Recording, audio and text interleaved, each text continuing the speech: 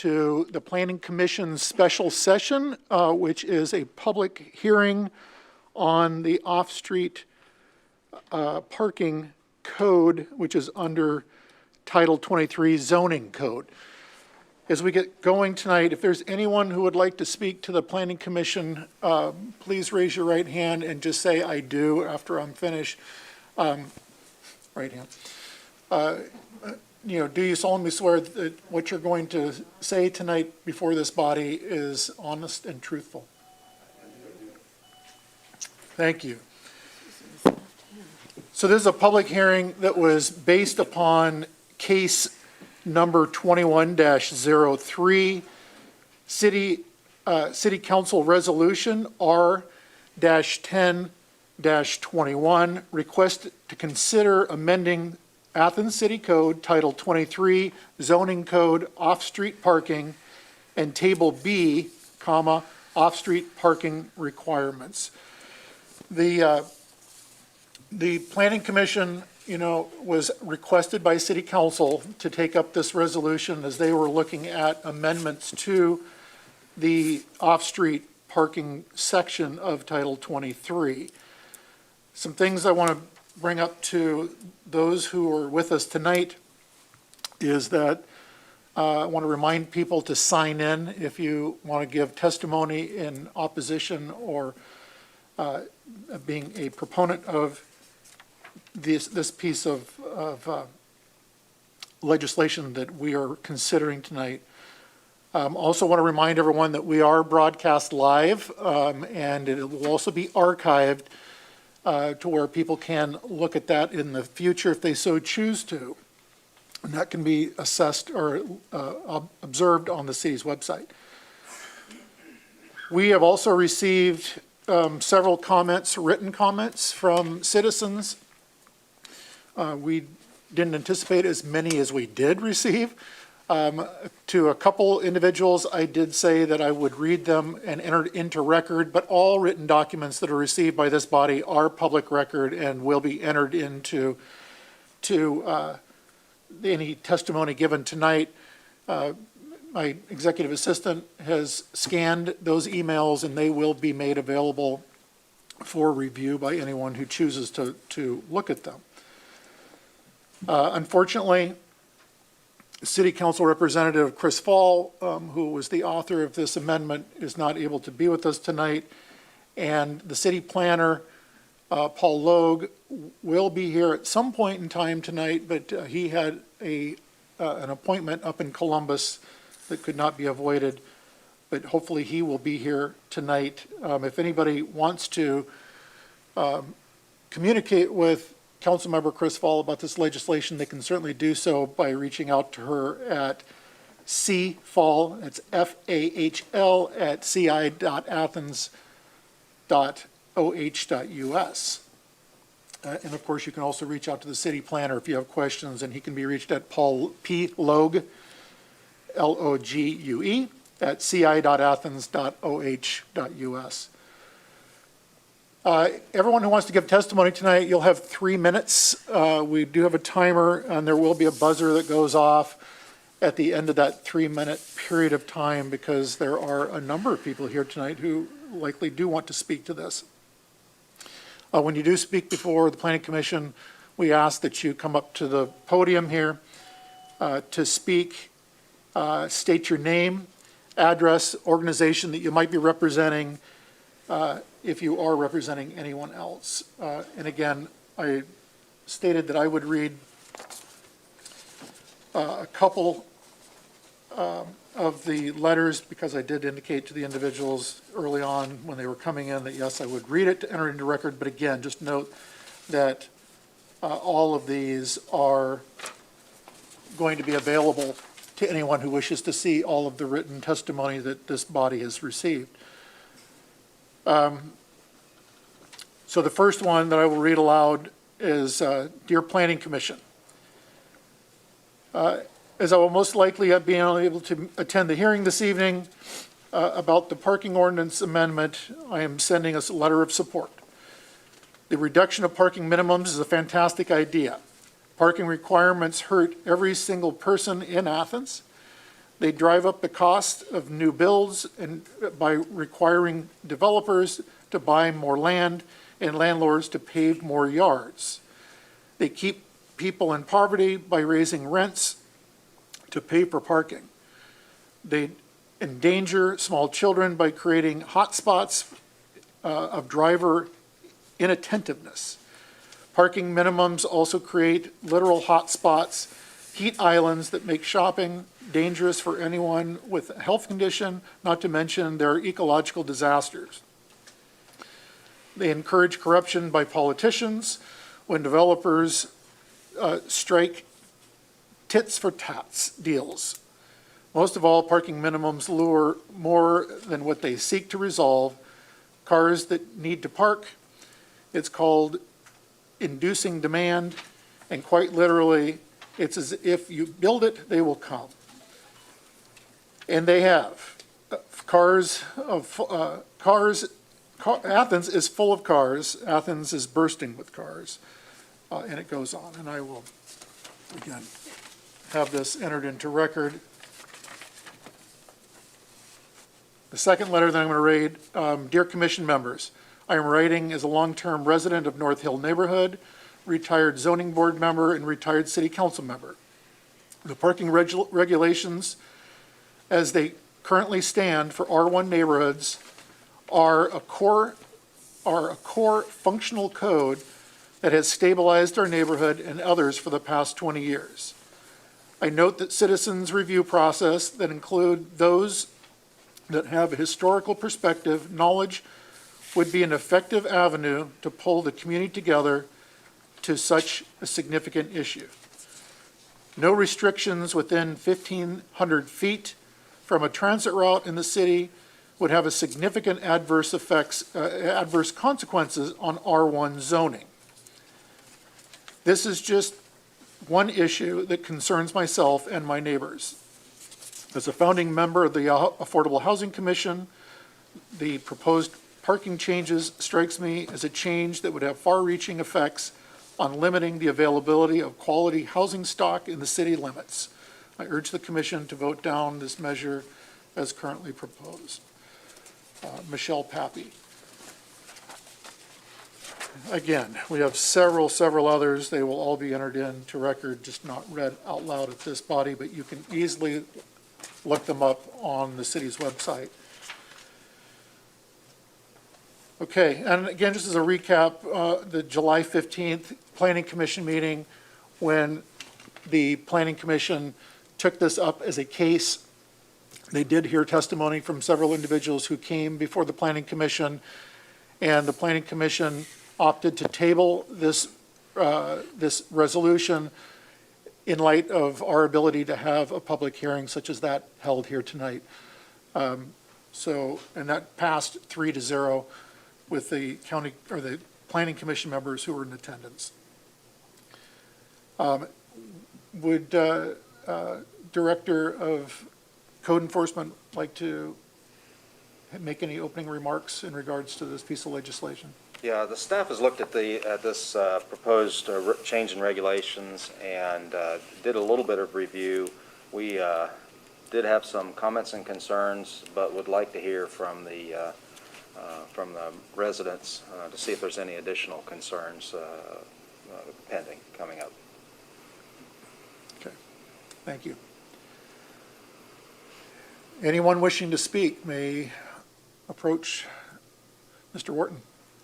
Approach the podium. Very quickly, since I have 3 minutes, I want to spend about 30 seconds saying why I think I can speak intelligently about this proposal. I have been a landlord since 1980. We either own or manage about 500 bedrooms in the uptown area. It used to be more. We, by design, have shrank what property we are willing to manage. The 6 things that I noted in having read this ordinance, there isn't any logic to me in why you're allowed to have stacked parking in an R1 or an R2 versus you're not in an R3. And I can go through town and show you driveway after driveway after driveway of properties that we either own or manage that has 4 or 5 cars in them. It counts as 1 parking spot, okay? So in order to comply with parking, we had to create parking, whether it be taking yards and turning them into parking lots, or, you know, well, one house on High Street burnt down, which I didn't own, but we bought it and built a parking lot, just to come in compliance with other property. That doesn't make any sense. Cars today are smaller than they used to be. So the square footage requirement that you're discussing of reducing it, absolutely. 180 square feet is not necessary.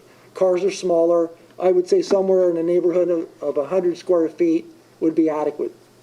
You should require some parking on site. Okay, I know there's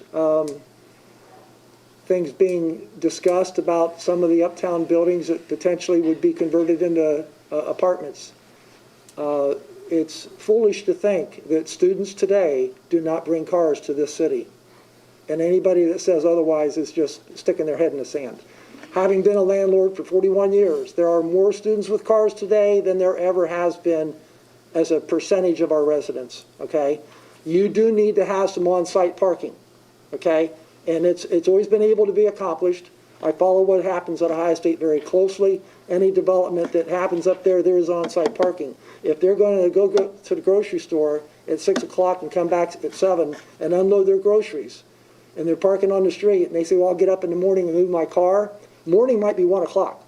And having been the president of the Uptown Business Owners Association for 10 years, all I heard was parking, parking, parking. This is, you need some on-site parking, and it's very easy. Well, it can be done on any building. Do not allow leased parking to comply, okay? Even when the code office is adequately staffed, they can't follow leases. I know as firsthand, they can't follow leases. I've got property I own on Mill Street. Leased parking was required to get the permit. They haven't checked on it in 15 years, okay? Because once it happens, they move on, okay? Leased parking is a joke.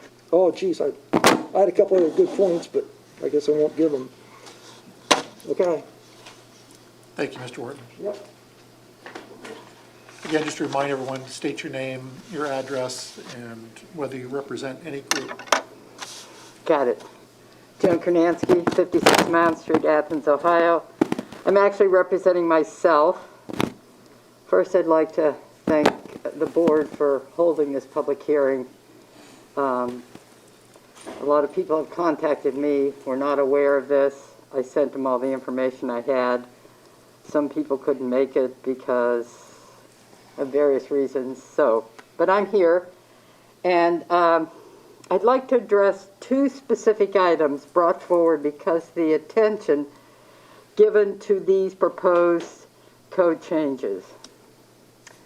First, many of the changes relating to sustainability and excess parking requirements are actively addressed by the Board of Zoning Appeals.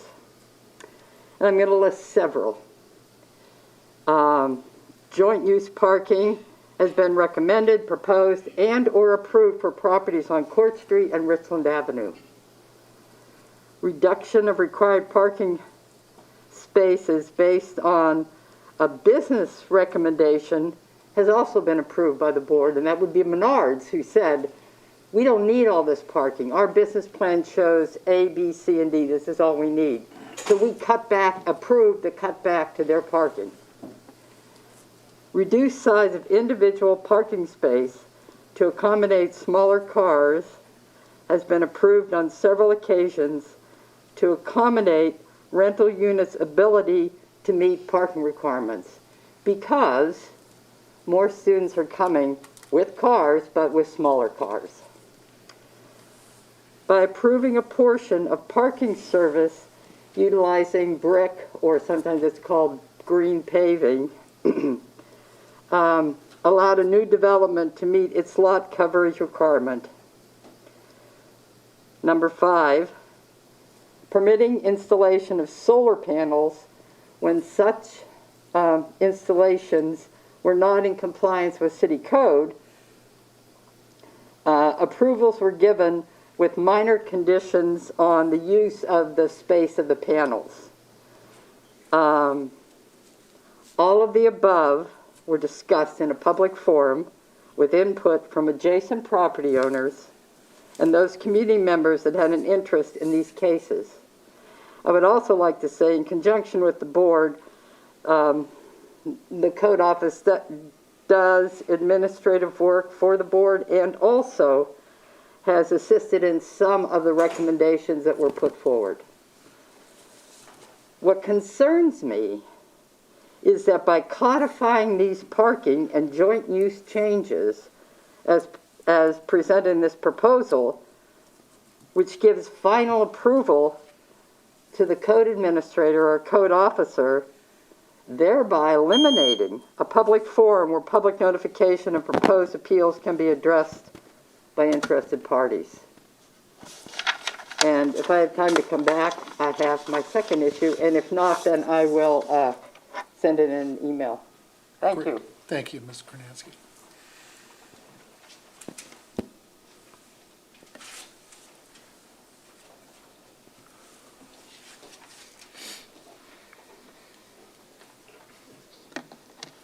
Hi, I am Michelle Wilson. I'm a small business owner in town. I own Athens Impact Socially Responsible Investments. And I just bought a home with a storefront business right next to Village Bakery. I also manage a few properties, and I have helped a landlord look for properties in the area. So I've looked into rentals quite a bit and zoning law. So about this, I think this is fantastic. I am very much in favor of reducing regulation. I'll just start with that around parking, because I feel like zoning and parking laws are so restrictive that it often causes it to where we can't improve things because the rules are so restrictive. And we don't want to have to buy a property and then apply for a variance and hope we can get it. I almost didn't have my business there for that reason. So the things I really like about this, first of all, the 400 square feet of a business require a parking spot rather than 300. And the fact that I can have a parking spot 1,000 feet from my business rather than 250. Right now I rent 3 parking spots, and this is with a variance, that I do not need and I don't use. They sit there empty. I pay $1,800 a year for no reason. I'm not sure if the shared parking would apply to me, but that would be great because I could rent the spots and somebody else could rent them too because I don't use them. So this at least loosens it.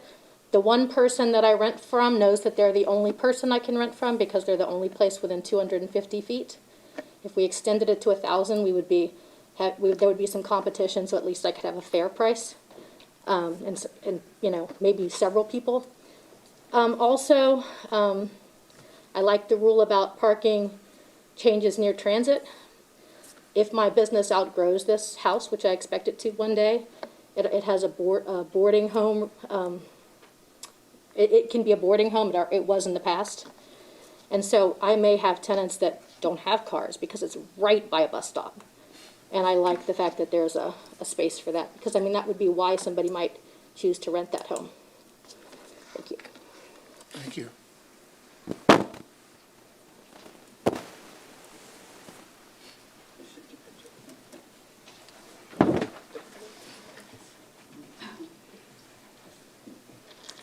My name is Betty Hollow. I live at 31 Maplewood Drive in Athens, and I'm going to read you the city's current explanation of the 24-hour parking rule. It says, the 24-hour parking ordinance is enforced in order to allow all residents equal access to parking on city streets and to curb storage parking. If we did not enforce 24-hour parking, it would be possible for someone to park their car in front of someone else's house and to leave it for months at a time. Before the ordinance was enacted and enforced, we would receive numerous complaints that residents couldn't park anywhere near their homes, that they had no place for visitors to park, and other similar complaints. Since enforcement of the 24-hour ordinance began, these complaints have subsided. Even though you can't park in the same place for more than 24 hours, you should remember that no one else can either. and the chances of you finding a parking space near your residence is greatly increased by our enforcement of the ordinance.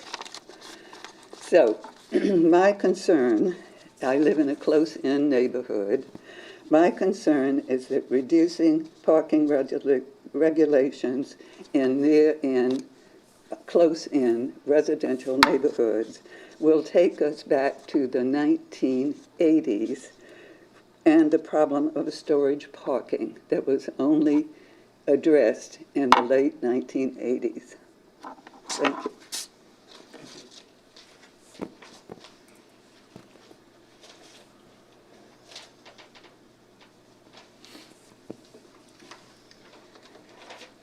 Good evening. My name is Amy Delac, and I live on Morris Avenue.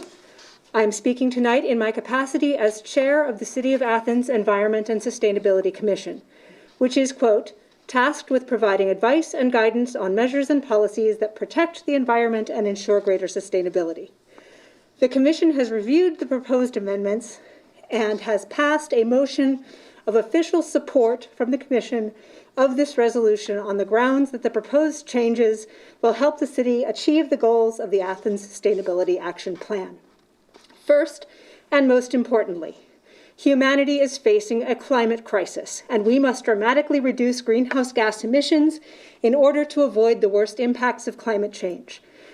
The city in 2020 passed a climate emergency resolution committing to end citywide greenhouse gas emissions as quickly as possible and no later than 2030. The transportation sector accounts for the single largest share, nearly 30%, of U.S. greenhouse gas emissions. The Sustainability Action Plan, published prior to that resolution, also sets a goal of cutting transportation fuel usage by city residents by more than half by 2030. Similarly, under the transportation section of the plan, best practices include, quote, walk, bike, or take public transportation wherever possible to lower costs, get exercise, and reduce carbon emissions, unquote. The parking minimums as currently designated in the zoning code contain an implicit assumption that every resident will own at least one car and that every trip will be by car, which is fundamentally incompatible with the city achieving a meaningful reduction in transportation-related greenhouse gas emissions. The changes before the Planning Commission tonight represent a step towards shifting our transportation and economic systems to a more sustainable footing. Furthermore, the plan's housing and development section notes that a community priority identified in scoping is to, quote, develop building and zoning standards that focus on bicycle and pedestrian orientation rather than orientation. That's what the community said. The proposed zoning change does exactly this by encouraging more bicycle parking and transit-oriented development. The economy section's definition of a sustainable economy includes the following. Externalities are appropriately included in pricing, unquote. Current zoning requires the provision of more space for parking, 360 square feet at a minimum, than it requires for dwelling space, 140 square feet at a minimum, the cost of which is borne even by those residents who do not have a car. Similarly, businesses must incur the cost to provide parking, for some nearly equal to the floor area of their businesses, whether or not it is used. This change corrects that inappropriate pricing burden, potentially reducing the cost of housing for residents who choose not to own a car and the cost burden of businesses that are accessible by transit, walking, or biking, contributing to a more successful and vibrant business districts. Thank you for your attention to the comments of the Sustainability Commission. I will send this by email because it has references, and I'd be happy to answer any further questions. Thank you.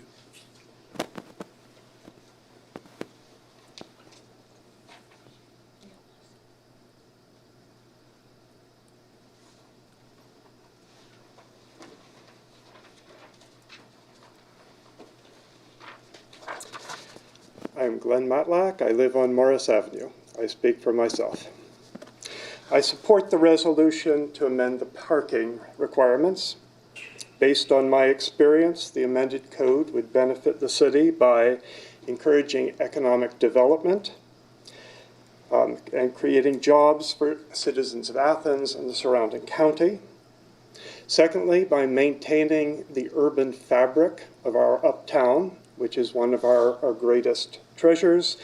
And third, by moderating the environmental impact of impervious surfaces and heat-absorbing surfaces. And this conclusion is based on my own research on parking behavior. This afternoon, I went into Google Earth. I called up images from October 2015 and March 2020, and I counted cars. In residential districts dominated by rentals, occupancy of parking spaces is somewhere between 40 and 80%. If you look at retail lots, we're looking at 20 to 40%. Even in Walmart on a Saturday morning, it's only 40%. If you look at streets on the east side, okay, you're only getting 22 to 5% occupancy. There's a vast amount of space available. In fact, the only parts of Athens which were anywhere near complete occupancy were commuter lots at the university. It's hard to escape the conclusion that the infrastructure, the parking infrastructure of Athens is grossly overbuilt. Now, I also did a study like this in a small city, not in Ohio, in Hattiesburg, Mississippi. A group of students and I went around to various commercial parking lots and we counted cars. And because we're good scientists, we did replication and we did multiple time intervals. And we found that most parking spaces, most parking lots in most times of the year were not completely occupied, even in the 3 weeks leading up to Christmas. Even at the period of highest demand, it wasn't completely filled. And the reason was because the city of Hattiesburg had a very specific and excessive space requirement for development. And I'm very much worried that the city of Athens has a similar problem. Consequences, an onerous parking requirement, as some of the other speakers have said, will become a business cost for new investment. And people will look at that when they decide whether they're going to bring their money to Athens. Thank you. Thank you.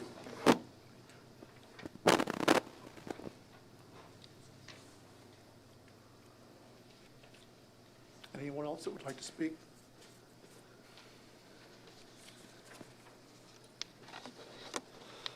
My name's Alan Swank. I live at 40 Townsend Place here in Athens, and I'm speaking on behalf of myself. Did not know we'd be limited to 3 minutes tonight because on July 15th we had a very nice conversation and dialogue and questions were asked. My intent this evening was not to make a statement, but simply to ask some further questions. Unfortunately, those best prepared to ask those questions are not here tonight, and that's sad. When I ran for city council back in the spring in the primary, I talked to over 600 households, and several themes became very, very clear, one of which is that people wanted to be engaged early in the process, not when the train had already left the station. So on July 15th, I was very, very pleased when the members of this planning commission voted to hold this hearing. At that point in time, this thing was already down the tracks. It was already down the tracks. In fact, at least 2 of the 4 members of City Council Planning Committee were not even aware of this. And I quote, the question was, how much input did you have into this? And I quote, none. I read it for the first time when it was introduced in committee, unquote. And a second member of that council committee, quote, I had no input in the drafting of what was initially presented, end quote. There's no doubt we have parking issues here in Athens. We truly do. But this catch-all ordinance tries to solve too many problems in one 10-page document. Follows. There's no reason that we need 1 parking spot for every proposed bed in that place. But what is that number? In talking to the largest landowners and property management people here in town, including Mr. Wharton, who was here early, we've never had more students in cars than we have today. But it varies. Some people have properties that only have 30%. Some have 75. What is the magic number? Perhaps that study committee that the former council person mentioned might address that. 1,500 feet within walking distance of a bus line. What is that going to do for the Near East Side? Today was Thursday. Today was trash pickup day. There are so many cars on Elmwood, Maplewood, and Sunnyside that you can't get up that street when trash is being picked up. It's a dangerous situation. But let's move ahead to January when it's time to plow those streets. If we put more cars on those streets, because those cars for those kids at Follett's are going to have to go somewhere, how are we going to plow those streets? And heaven forbid, one of those days when cars are parked so tightly on both sides that an emergency vehicle can't get down there, that 10 seconds, 15 seconds, or 2 minutes leads to loss of life. Yes, we have parking issues in this town, but I would respectfully request this committee to send this back to council and possibly convene a committee of citizens to take a comprehensive look at parking. And oh, by the way, I've got my older parking pass to ride the bus, and it's a good thing, but it shuts down at 9 o'clock at night. Thank you. Thank you. If no one else wants to speak, could I, because actually my second thing follows on some of the things that Dylan was saying. Let me just find out if anybody else does want to speak. Oh, okay.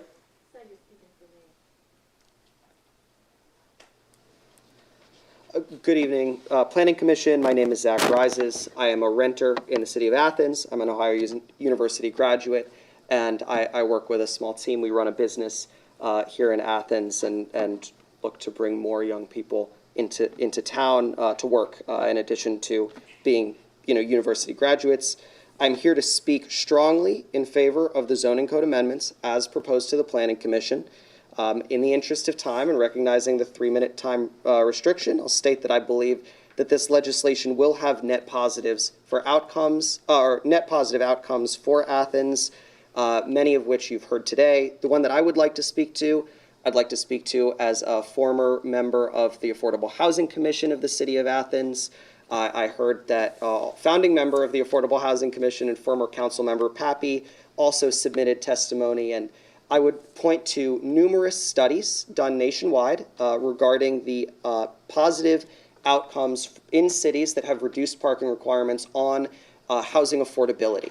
It's no secret that we have an affordable housing crisis in the city of Athens. It's not limited to the city of Athens. Certainly across Ohio and the country, we see the same.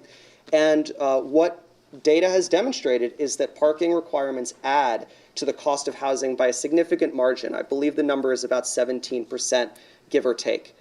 Reducing parking requirements for new development will allow for developments in locations that are currently restricted from development, housing development in Uptown Athens. I'm thinking of in particular where students tend to congregate and want to congregate, will allow for greater density that, hopefully will actually reduce the pressure on outlying neighborhoods.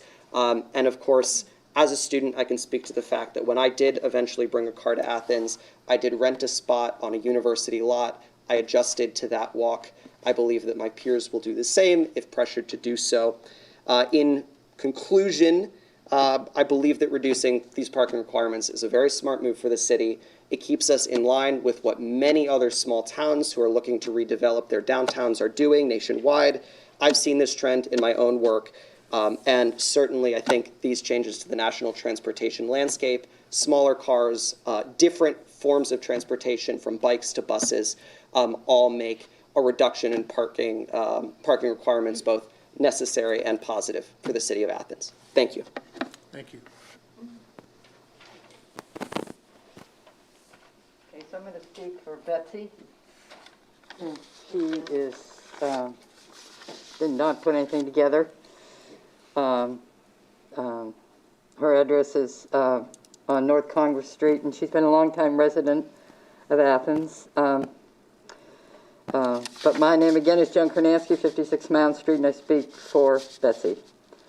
I'd like to talk about how contentious changes in the city of Athens are approached. Previously, when contentious changes, and I believe parking is truly a contentious change, you've got them on both sides, you've got them 3/4 of the way in, you got some in the middle, you got all kinds of ideas. Anyways, previously, when contentious changes that affect the Athens community as a whole were contemplated, a city council committee was established to include the chair of whatever committee it was, a city administrator, private citizens, and business members. For example, the rental sign committee, and that was a very contentious issue. I was not on that committee, but I sat in on several of those meetings, and everybody didn't get what they wanted. But by the time they were done, they worked up a plan and presented it back to council, and those changes were approved and are in effect today. Otherwise, you would be seeing gazillion for rent signs all over the R1 and R2 neighborhoods. And the other one was the noise committee, which I did sit on. And that was a very interesting committee. The previous police chief was there for representing the city, and the Southside City Council rep chaired the committee. And we had a lot of interesting discussions. New members were added while the committee was in progress. And everybody didn't get what they wanted, but we came up with something because we worked as a group. And I think that the Planning Commission needs to return this to City Council with a no vote, requesting that the chair of the committee set up an open committee for citizens and members of the community that have an interest in it, and rather than dealing with something that's kind of appearing to be a slam dunk, because I think there's a lot of interest involved in this on many sides of the avenue. Thank you. Can I ask a question? We might not be able to answer it. We're just taking comments right now. We can try. Okay. In the new proposal, 230806, under exceptions, number 2, it says exceptions for non-transient sites. But if you look at 2C, it's designated downtown redevelopment districts, etc. And if you look at 2F, it's B2D, uptown, business zone, and 1 or 2 bedroom housing units. Both of those are on what would be considered close to transit. So why are they even there? I didn't quite get that.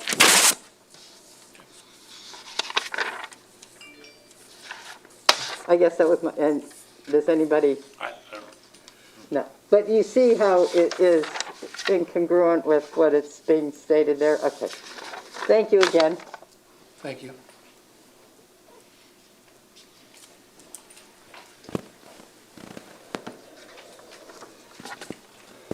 Good evening. Thanks for allowing me to speak here before you. Tonight I am Rob Delac. I live on 124 Morris Avenue here in the city, and I'm speaking just for myself tonight. The movement to reduce or eliminate parking requirements is widespread in the United States. It involves big cities, small towns, urban districts, suburban locales, affordable housing, and neighborhoods. It is widely accepted in the urban planning community or profession that reducing or even eliminating parking minimums is a good way to better manage cities and encourage smart growth. I am fully in support of City Council's proposal to reduce on-street parking minimums because it makes good sense and over time will help make our city an even better place to live. Why is reducing parking minimums such an important issue? Minimum parking requirements hinder the potential of Athens by filling our city with unproductive, empty parking spaces that don't add value to our city or businesses and districts or even neighborhoods. They push homes and businesses further apart, impede the walkability of our city, raise the cost of housing, and place an especially costly burden on small local business owners and low-income families and renters. In the absence of parking minimums, we'll still have parking, but we'll be free to decide how much it's worth and weigh its value against other things we can do with the same precious land. We'll no longer be forced to build more parking than we really need. So I've been hearing from people suggesting that reducing parking requirements in the city will mean that you'll have to be forced to walk or use transit to get to the grocery store and lose the option to park or drive your car. I'd say far from the truth.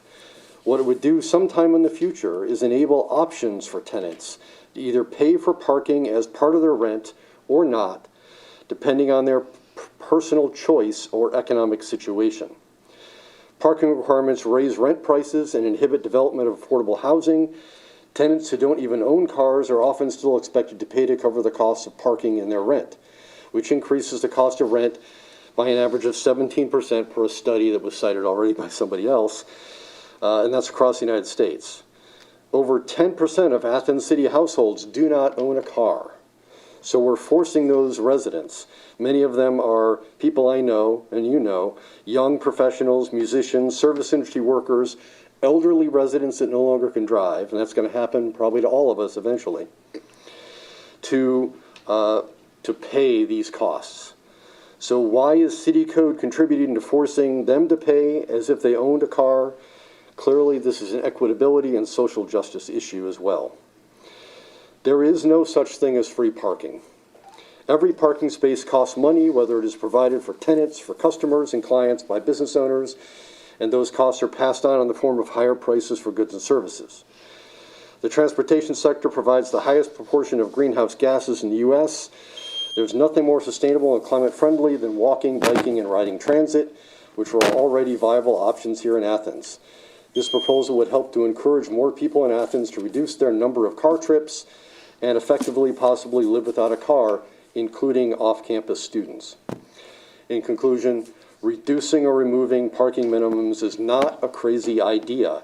It is a smart, progressive, business-friendly, homeowner-friendly, tenant-friendly, and sustainable thing to do. Thank you for your time. Thank you.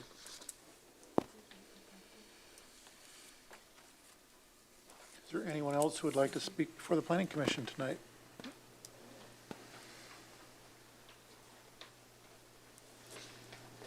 My name is Dory Glover. I live on Franklin Avenue, and I'm coming as a suggestion from Joan.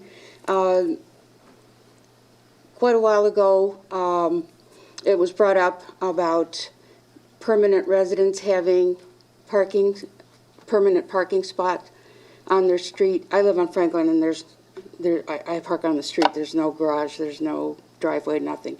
Now that the students are back, I've had to park on East State Street, or one of the ends of Franklin Avenue, and we're wondering if that has been dropped or if that's still in the planning, and how would it be enforced? Are you referring to the 24-hour parking rule, or? Yes, but also it had been brought up that permanent residents, I think there was even a fee for it, where you could park at a certain spot, because once the students are back, I'm a permanent resident, I've been there since '82. Once the students are back, sometimes there's like nowhere to park. And we're wondering if anything has been thought about, since we haven't heard about it for a long time. So if you're referring to that 72-hour parking permit, that does absolutely still exist. It does exist? It does exist, where a resident can get, there's certain criteria, but you can get a parking permit for your vehicle to where you don't have to move it every 24 hours. Okay. And if I may, one of the lead authors of that is Joan Kronansky, who brought that forward as a concerned citizen and concerned over having to move her car every 24 hours, yet she may not even be using that car, and it can, still having to move it every 24 hours. So it does still sit.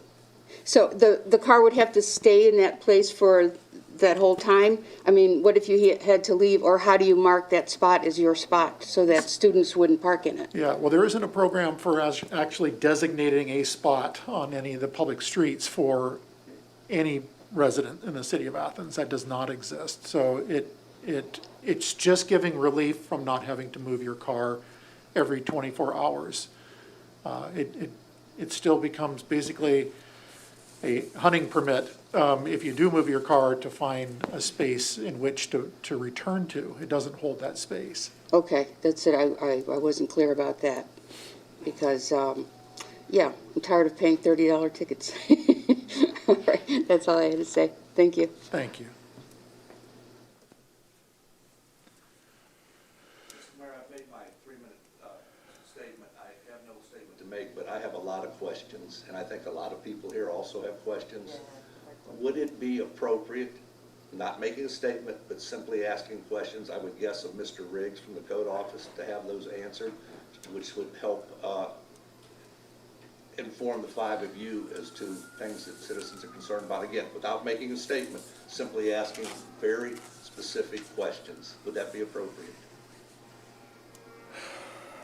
I don't have a real problem with that unless any of the commissioners do. I will limit it to 2 questions per person who wants to ask them. There will be continued opportunity to engage with the Planning Commission.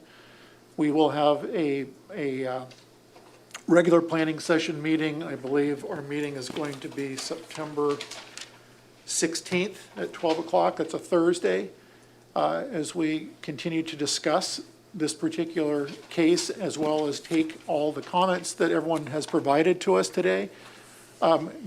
During that meeting, any of you, it's an open meeting, you can return and be afforded more time, 3 minutes per person, to speak to the Planning Commission as we continue to deliberate, this particular piece of legislation as it moves forward. I might also add that whatever the recommendation of this body is, as we make a determination, there will still be, because we're talking about Title 23. Title 23, by default, will open up a public hearing with City Council as City Council continues to deliberate this piece of legislation. So that affords our citizens another opportunity to have their voices heard during that public hearing. So there are still several time frames ahead of us as we look down, opportunities for people to speak about this. But yes, I will give anyone time to ask up to 2 questions of Mr. Riggs. If Mr. Riggs can answer them, as Director Stone was indicating, we may or may not be able to answer them. Unfortunately, the person who authored this is not here tonight to be able to answer questions either. I have 2 for Mr. Riggs, if that's okay. That's fine. So as listening to your comments there, I take it that you don't anticipate taking any action tonight, official action as a board. Okay. Mr. Riggs, the 2 questions are very, very simple. The first has to do with the feet. Where did the 1,000 feet come from in terms of being, as was asked earlier, 1,000 feet and the 1,500? Where did those come from? I wasn't privy to that. The 1,000 feet is approximately close to a quarter of a mile, but I don't really know why that number was chosen over any other. Okay. All right, and the second one has to deal with administrative things. When it talks about joint use facilities under A, the names and addresses of the uses and of the owners or tenants that are sharing the parking. How are we going to keep track of tenants as to who is? That's one of our concerns. Mr. Wharton actually stated correctly, it's difficult for us in the code office to manage, to go back into the deeds and documents and find out where this parking is. This will just make it a little more difficult for us to do. Okay, great. Thank you. Thank you, Mr. Mayor.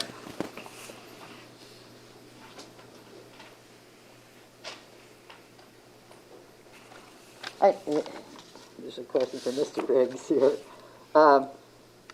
Just something that continued to confuse me in the section under exemptions. 230807, allowable uses of excess parking spaces. Automobile parking spaces that were required by code at the time of construction may be converted to other uses provided that. Okay, so that's in the proposal and they made changes, so there could be, okay, so those are what ifs, but. Yeah. But then, it says the property owner conducts a parking study approved by the Code Enforcement Office demonstrating that current parking demand renders the spaces unnecessary. I guess my problem with that is, so maybe they may not be necessary this year, but maybe it would be necessary next year. Do you have facilities in place? Which I'm thinking you don't, but I'm asking the question anyways. To do a yearly assessment of a property that has been given this excess parking spaces exemption. If we would need to do annual assessments of every one of those, I think that would be, begin to become burdensome for the department. That's something we need to look at. Okay, okay. Yeah, because then, troubling, number 2, the municipality has reduced the minimum parking requirements since the building was permitted such that the spaces to be converted would no longer be required. So then that goes into a grandfather thing, and so then you can't ever make them have those spaces back, right? And Correct. so grandfathering, in some cases, Would just go away. yeah, is problematic. Yeah. Okay. Yep. Thank you.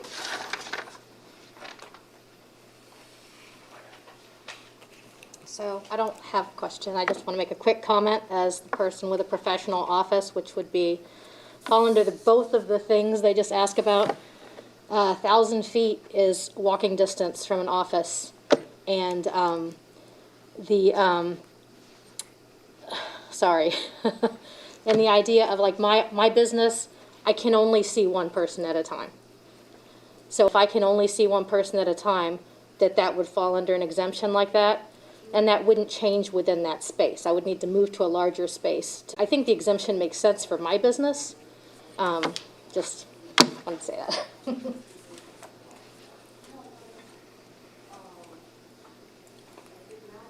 Thank you. Yes, I know I'm beyond 3 minutes. To address Mr. Swank's question, a quarter of mile to a half mile is commonly used by city planners all over the country as an acceptable pedestrian distance. My question for the council, no you're not, you're a commission.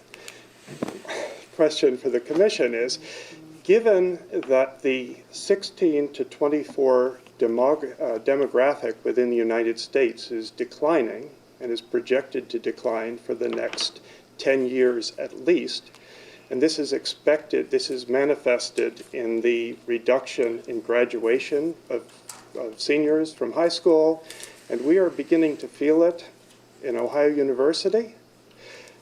How do you expect this to play out in rental demands within the city and on the demand for parking spaces? There's been a lot of talk this evening about the enormous demand for parking by students.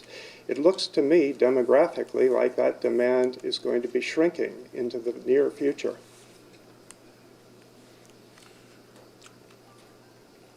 Well, I'm not going to go down the hypothetical hole, but what I can say is looking at enrollments being up this year, I understand the decrease that you're referring to.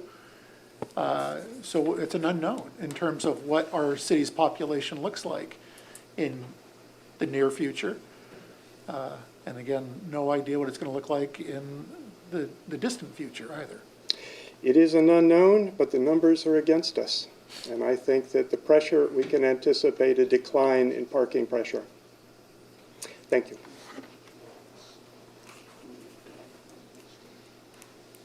Any other questions? Okay. I really appreciate all of you coming and giving testimony tonight to this body. Again, we will be meeting Thursday, September 16th at 12 o'clock here in council chambers.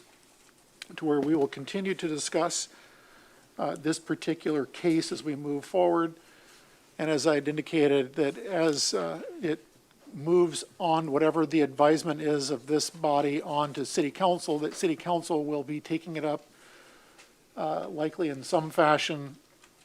And there will be another opportunity, as there would be with any zoning changes under Title 23, that it automatically opens up a public hearing again as we move forward. So I thank all of you. Again, this is all, has been live streaming. It will be archived under the Planning Commission minutes to where you will be able to see those. The video will be archived as well. And hearing no other comments, is there anything from the Planning Commission? No. Okay. No. And again, during a public hearing, our charge is to listen and take in everything that everyone has said before this body today. So again, thank you. That concludes this public hearing. And so we are adjourned.